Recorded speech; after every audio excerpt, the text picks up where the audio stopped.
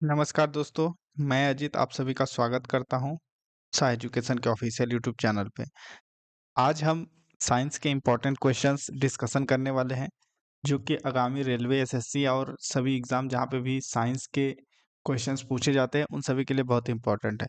So video को पूरा देखिएगा और चैनल पे नए हैं तो चैनल को सब्सक्राइब कर लीजिए। तो इस प्रैक्टिस सेट में हम जो केमिस्ट्री के 14 इम्पोर्टेंट क्वेश्चंस को डिस्कशन करने वाले हैं। तो चलिए, उससे पहले आपको करना क्या है, हमारा जो टेलीग्राम चैनल है, Instagram page, Facebook page and WhatsApp channel, इनको आप जॉइन कर लीजिए, लिंक डिस्क्रिप्शन में है सभी का।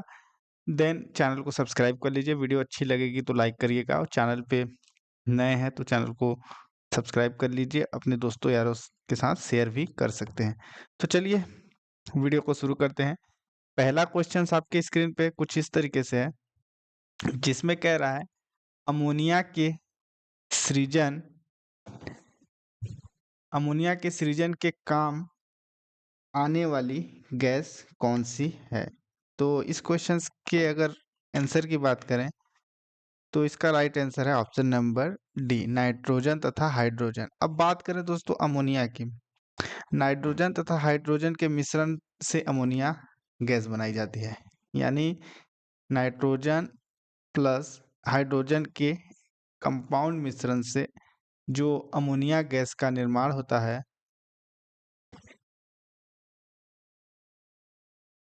अमोनिया गैस का निर्माण होता है। अमोनिया का जो औद्योगिक पैमाने पर उत्पादन हेवर विधि के द्वारा किया जाता है। मतलब हेवर जो विधि है,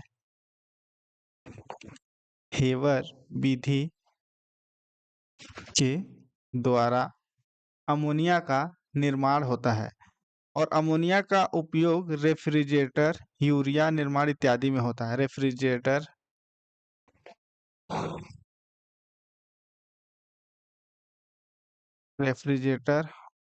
और यूरिया के निर्माण में व्यापक तौर पे किया जाता है। ऑक्सीजन और दोस्तों, अगर हम बात करें, हाइड्रोजन को भविष्य का ईंधन कहा जाता है।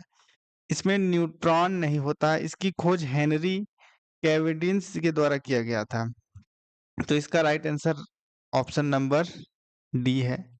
साथ ही अगर नाइट्रोजन की खोज की बात करें तो नाइट्रोजन की खोज जो रदर फोर्ड ने 1722 में की थी। तो सबसे पहले अगर बात करें अमोनिया के सृजन में काम आने वाली गैस नाइट्रोजन तथा हाइड्रोजन है।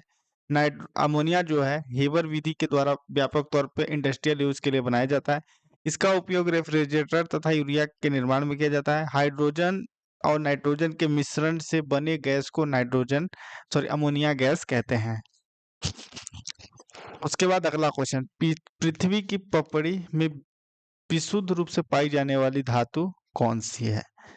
तो अगर हम बात करें पृथ्वी की पपड़ी में विशुद्ध रूप से पाई जाने वाली धातु प्लेटिनम है। ऑप्शन नंबर डी इसका भी राइट आंसर है। अगर हम बात करें, सोडियम का निष्कर्षण डाउन्स विधि द्वारा किया जाता है।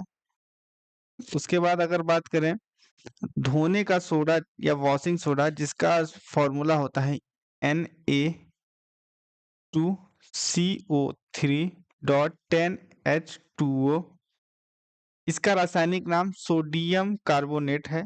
यह कपड़ा साफ करने में कठोर जल को मृदु जल बनाने में उपयोग होता है। तो इसका राइट आंसर है ऑप्शन नंबर डी, पृथ्वी की पपड़ी में विशुद्ध रूप से पाई जाने वाली धातु प्लेटिनम होती है।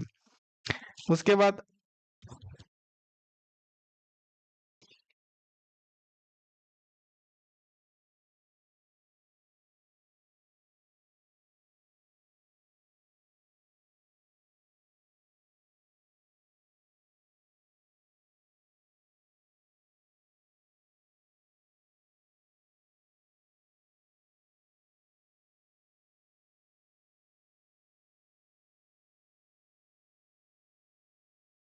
और अगर हम बात करें भूपर पट्टी में यानी क्रस्ट,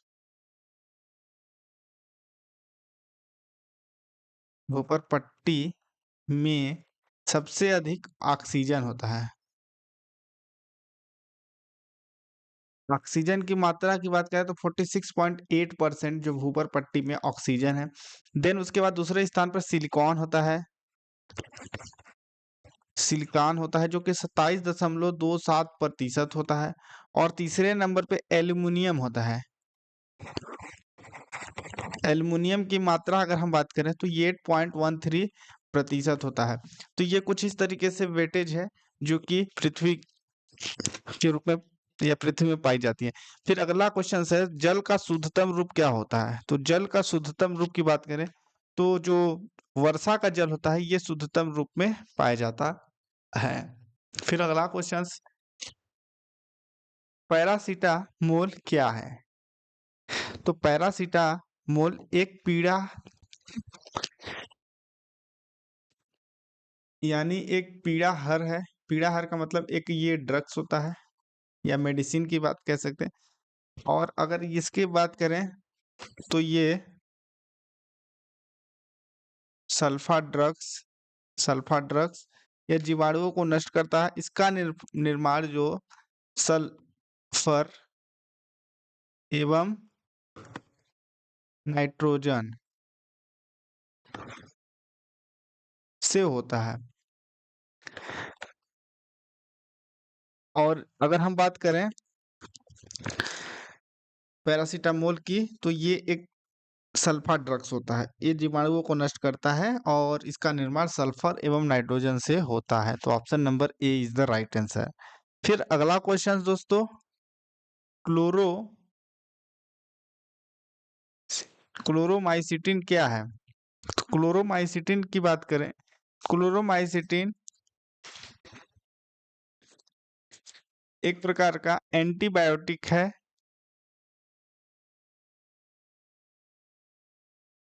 ऑप्शन नंबर डी इस क्वेश्चन का राइट आंसर है। और अगर हम बात करें इसका निर्माण सूक्ष्म जीवाणुओं, कवक इत्यादि से होता है। ये औषधि अन्य जीवाणुओं को मारती है, इसकी उनकी वृद्धि को रोकती है।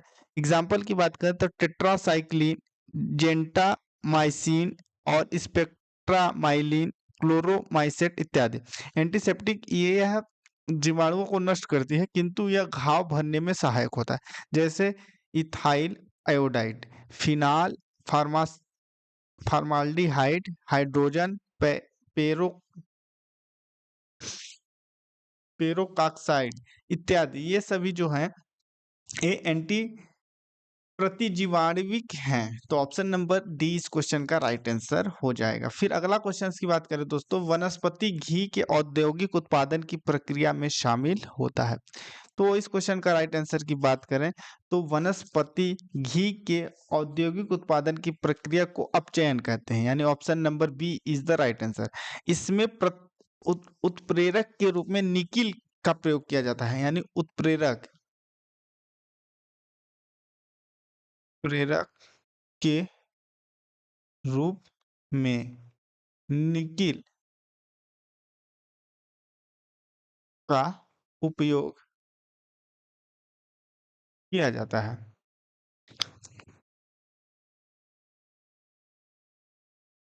तो उत्प्रेरक की खोज की बात करें तो ये बर्जिलियस नामक एक जो साइंटिस्ट थे उनके द्वारा किया गया था। वैसी रासायनिक अभिक्रिया जिनमें किसी पदार्थ का ऑक्सीजन से संयोग होता है या हाइड्रोजन का निष्कासन होता है, यह विद्युत ऋणात्मक तत्वों से संयोग होता है और धनात्मक तत्वों में कमी होता है, उसको हम ऑक्सीकरण कहते हैं। तो ऑक्सीकरण किसको कहते हैं? वैसी रासायनिक अभिक्रिया जिनमें किसी पदार्थ का, यहाँ पे ऑक्सीकरण की बात कर रहा है, तो वो यह ऐसी जो अभिक्रिया जिसमें पदार्थ का ऑक्सीजन से संयोग होता है और हाइड्रोजन का निष्कासन होता है, या विद्युत ऋणात्मक तत्व से संयोग होता है या धनात्मक तत्वों में कमी होती है, उसको ऑक्सीकरण कहते हैं। तो ऑप्शन नंबर बी इस क्वेश्चन का राइट आंसर है। उत्प्रेरक के रूप में निकिल का उपयोग किया जाता है। फिर अगला क्वेश्चन दोस्तों, रासायनिक रूप से गन्ने की शर्करा, तो रासायनिक रूप से गन्ने के रस, सुक्रोज यानी option number C is the right answer. Sucrose है, ये कार्बोहाइड्रेट के डाई सैकेराइड का प्रकार है जिसमें दो मोनोसैकेराइड के अणु मिलकर बनते हैं। अब जैसे अगर सुक्रोज की बात करें तो सुक्रोज, सुक्रोज फिर ग्लूकोज,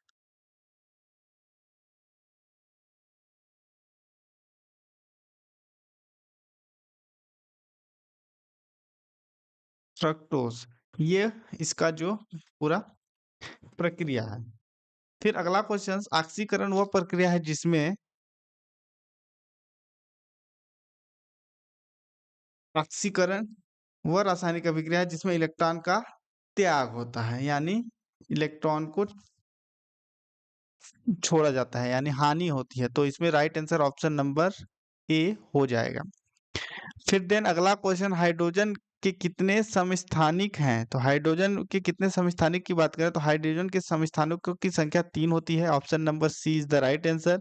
हाइड्रोजन का समस्थानिक प्रोटीन है जिसमें न्यूट्रॉन न्यूट्रॉन नहीं होता है, यानी न्यूट्रॉन नहीं होता है।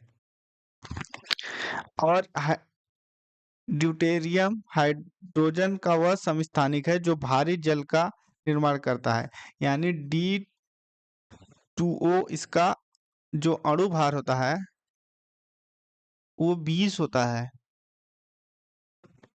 तथा इसमें इसका जो परमाणु रिएक्टर में मंदक रूप से इसका उपभोग होता है। यह न्यूट्रॉनों की गति को कम करती है। ट्राइटेनियम रेडियो सक्रिय तत्व होता है जो हाइड्रोजन का समस्थानिक होता है।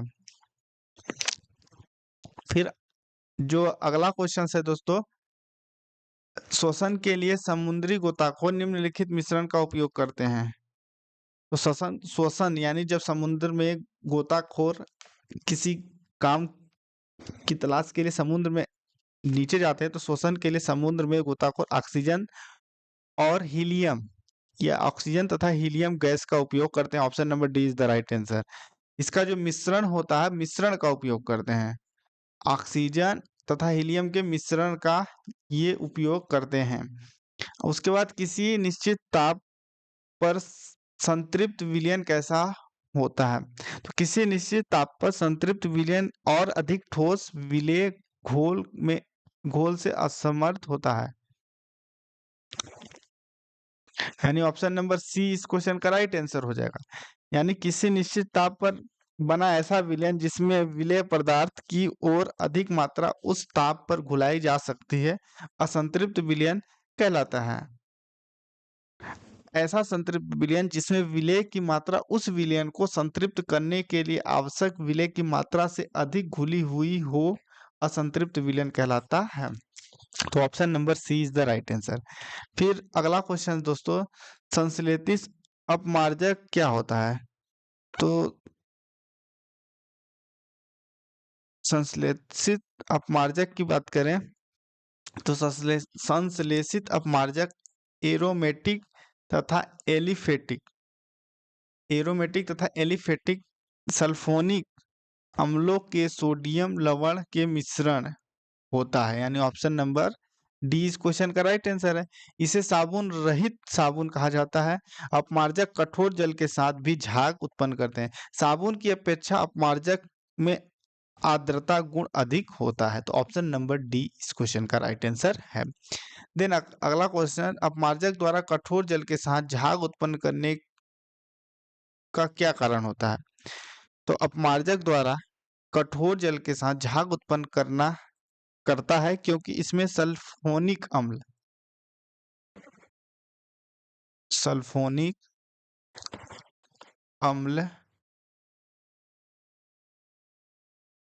के कैल्शियम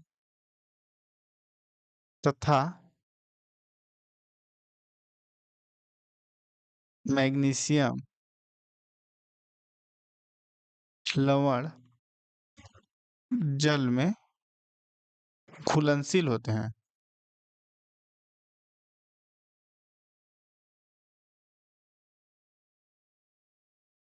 कठोर जल में उपस्थित Ca2+ एवं Mg यानी मैग्नीशियम 2+ आयनों के साथ कोई अवक्षेप नहीं बनाते हैं, जिसके कारण ये खूब झाग देते हैं। तो राइट आंसर ऑप्शन नंबर जो इसका है सी।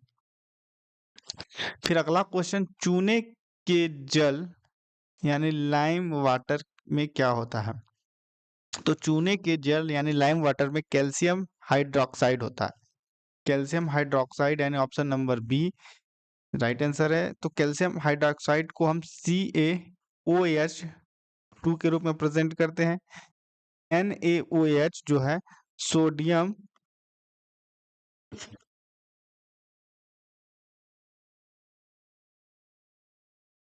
सोडियम हाइड्रोक्साइड को कास्टिक सोडा या दाहक सोडा भी कहते हैं। इसका उपयोग साबुन बनाने में, रंग बनाने में